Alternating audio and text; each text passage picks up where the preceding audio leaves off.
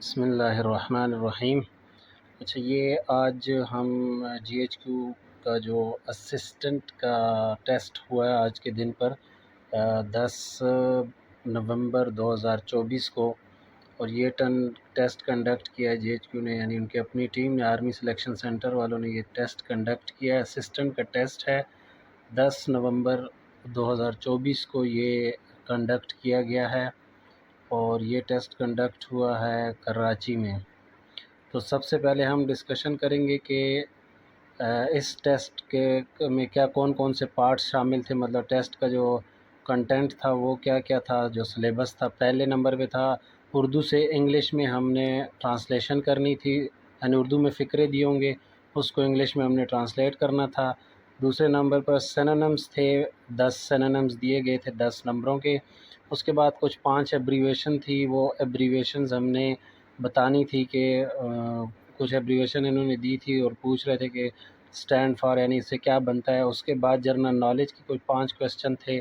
General knowledge کے بعد idioms کے، انگلش میں ایڈیمز دیے ہوئے تھے، اور انگلش میں ہی اس کے مطلب یعنی میننگ پوچھے گئے تھے کہ اس کا کیا مطلب ہے۔ چھٹے نمبر پہ کمپیوٹر سے ریلیٹڈ ایم سی کیوز پوچھے گئے تھے، 5 ایم سی کیوز کمپیوٹر سے ریلیٹڈ تھے، اور 7ویں نمبر پر ہم سے پوچھے گئے تھے اسلامک اسٹڈی کے ایم سی کیوز، یہ بھی 5 ایم سی کیوز تھے، 5 نمبروں کے تھے۔ اور لاسٹ اینڈ پہ میتھس کے کویسچن پوچھے گئے تھے، 5 کویسچن تھے میتھ کے۔ تو یہ اس طرح کی نمبروں کی سیگریگیشن ہوئی تھی۔ 3 کویسچن جو تھے وہ 10-10 مارکس کے تھے، یعنی 30 نمبر تھے، اور باقی جو 30 تھے وہ 6 کویسچنز کے 5-5 نمبر تھے۔ تو ٹوٹل 60 منٹ کا پیپر کو سالو کرنے کا ٹوٹل ٹائم جو ہے وہ 1 گھنٹہ یعنی 60 منٹ ہیں، اور یہ تقریباً 40 سے 50 کویسچنز ہیں ٹوٹل ملا کے، اور ہر کویسچن جو ہے 3 کویسچن 10-10، 4 کویسچن 10-10 منٹ کے ہیں، اور 4 کویسچن 5-5 منٹ کے ہیں۔ تو آئیے ہم اپنا پہلا کویسچن جو ہے وہ آج شروع کرتے ہیں، جو کہ اسسٹنٹ کا پیپر کنڈکٹ کیا ہے جی ایچ کیو کی طرف سے۔ تو پہلا کویسچن ہے کہ میں نے اس پر بھروسہ کیا لیکن اس نے مجھے دھوکہ دیا۔ اس کو ہم نے انگلش میں ٹرانسلیٹ کرنا ہے، تو اس کی انگلش کیا ہوگی؟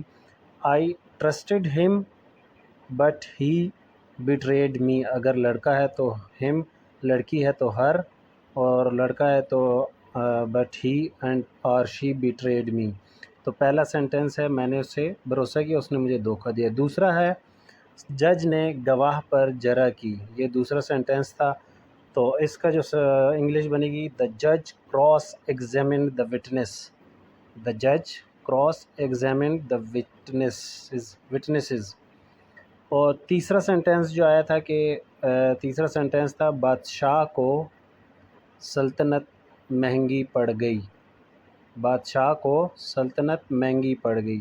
اس کی انگلش ہوگی the kingdom proved costly for the king, the kingdom prove costly for the king. اور سیکنڈ ہے the empire cost the king. اب ان دونوں میں سے جو بھی صحیح ہو وہ آپ دیکھ لیجئے گا، اگر کوئی اور بھی صحیح ہے تو بتائیے گا۔ چوتھا جملہ آیا تھا دشمن کے مخالف پروپیگنڈے سے نقصان ہوا، دشمن کے مخالف پروپیگنڈے سے نقصان ہوا۔ اس کی انگلش ہوگی the enemy's opposing propaganda cause damage, the enemy opposing propaganda cause damage, یا پھر damage by the enemy's anti propaganda.